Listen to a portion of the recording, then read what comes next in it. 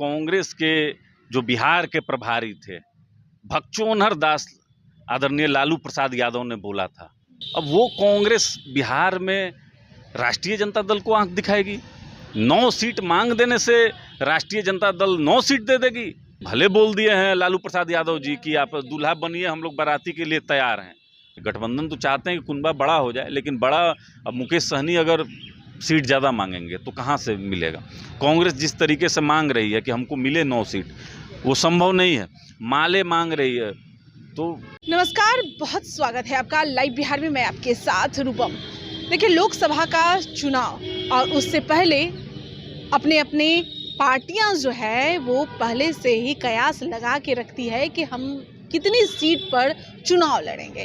चलिए आज हम बात करते हैं महागठबंधन की। महागठबंधन में जो सामने आ रही है कि माले ने भी दम भर दिया है सीटों के बंटवारा को लेकर। साफ तौर पे कह दिया है कि 5 सीट से नीचे हम कमने वाले नहीं हैं। और फिर कांग्रेस के तरफ से भी यह खबरें सामने आ रही है कि 9 सीटों की मांग की जा रही है। अब आरजेडी और जदयू अपने पास कितनी सीटें रखेगी? चलिए आज हम बात करते हैं। राष्ट्रीय लोक जनशक्ति पार्टी के प्रवक्ता चंदन सिंह हमारे साथ जुड़े हुए हैं। चंदन जी, जिस तरह से सब कयास लगा रहे हैं वोट सीटें की को बंटवारा को लेकर, क्या लग रहा है ये जो पार्टियां हैं इतने सीट जो मांग रहे हैं मिल पाएगा?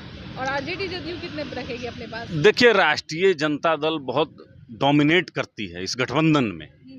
अगर आपको याद होगा तो कांग्रेस के जो बिहार के प्रभारी थे भगचोनहर दास आदरणीय लालू प्रसाद यादव ने बोला था। अब वो कांग्रेस बिहार में राष्ट्रीय जनता दल को आंख दिखाएगी? 9 सीट मांग देने से राष्ट्रीय जनता दल 9 सीट दे देगी?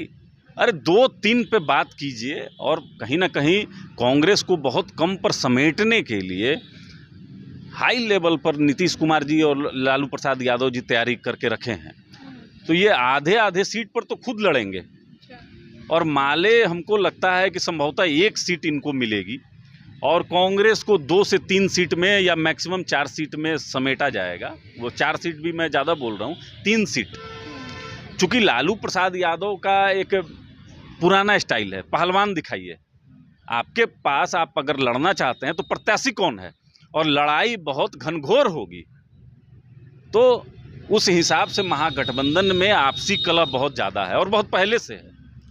और कांग्रेस जो अपना यहाँ पर जनाधार खो चुकी है, जिसके अभी 19 विधायक हैं, लेकिन कांग्रेस के साथ इसके गठबंधन के सहयोगी नहीं है। चूँकि बांका से जब इनका भारत जोड़ो यात्रा स्टार्ट हुआ था अखिलेश सिंह के नेतृत्व में, तो राष्ट्रीय जनता दल और जनता दल यूनाइटेड का पदाधिकारी या कोई नेता तो दिखाई दिया नहीं।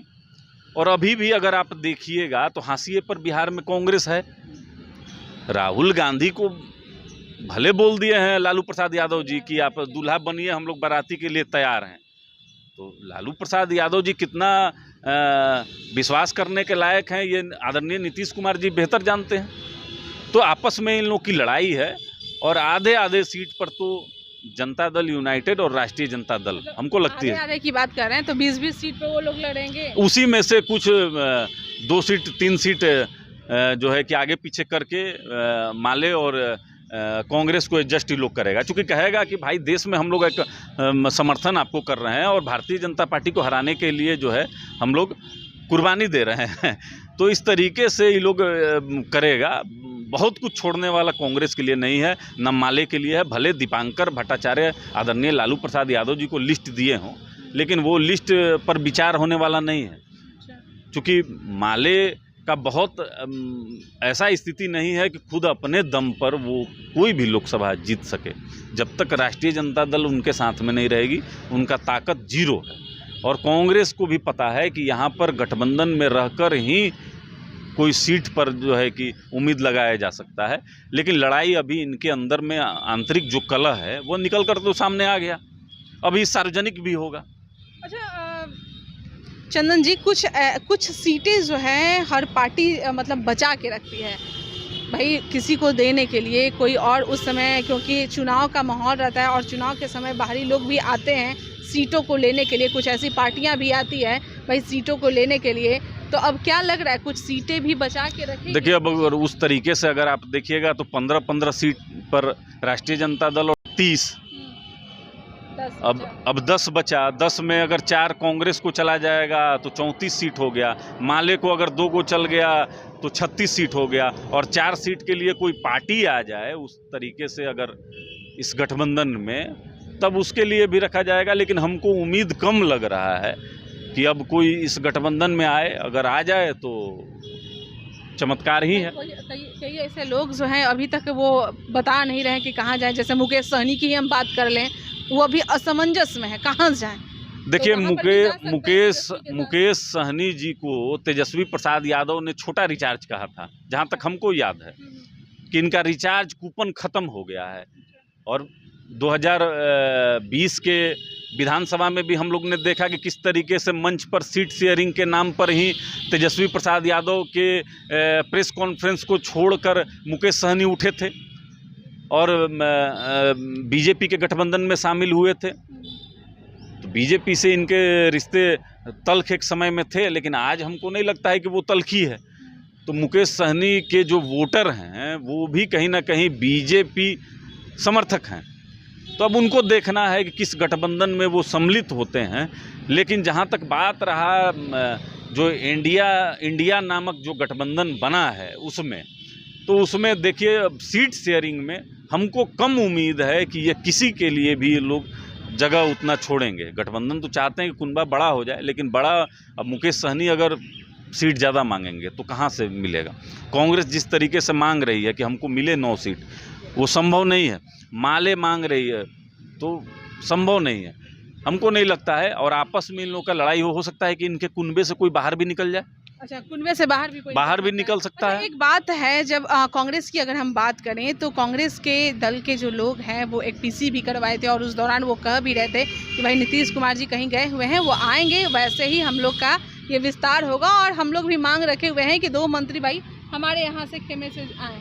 अब देखिए, नीतीश जी को कोई अभी तक संयोजक नहीं बनाया, जबकि हम लोग सुन रहे थे कि महाराष्ट्र की बैठक में शायद हो सकता है कि इनको संयोजक बना दिया जाए। संयोजक अगर बना दिया जाता तो ये यहाँ पर मंत्रिमंडल विस्तार करते। अब मंत्रिमंडल विस्तार नीतीश जी नहीं कर रहे हैं कि इनको संयोजक नहीं बनाया गया है। तो नीतीश जी की राजनीति को जो लोग समझते हैं, जानते हैं कि बदले की भावना से ये कार्रवाई करते हैं। जहाँ राष्ट्रीय जनता दल के खेमे से 2 विधायक हट चुके हैं, कहाँ राष्ट्रीय जनता दल को मिला। राष्ट्रीय जनता दल के पास इतना प्रेशर का पॉइंट नहीं है कि वो नीतीश कुमार पर दबाव बना सके। तो ये देखने की ज़रूरत है कि अब नीतीश कुमार जी को जब तक संयोजक के रूप में स्थापित आप नहीं कीजिएगा, तब तक ये ना कोई मंत्रिमंडल का विस्तार करेंगे ना कुछ करेंगे। ना टिकट में भी दिक्कत आएगा।